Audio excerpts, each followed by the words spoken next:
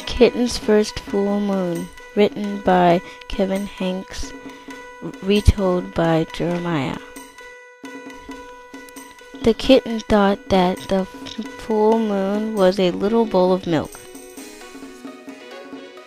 So she closed her eyes and stretched her neck and opened her mouth and licked.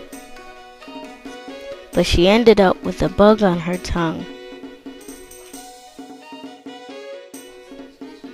So she sprung from the top of the step of the porch and tumbled.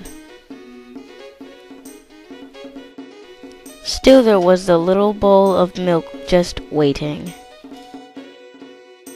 So she chased the moon, but Kitten never seemed to get close.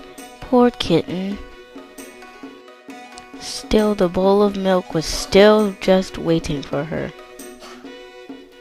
So she climbed a tree, and she climbed and she climbed and she climbed, but still the little bowl was just waiting. Then in the pond she saw another bowl of milk that was even bigger. What a night! What will Kitten do next? Read Kitten's First Full Moon to find out.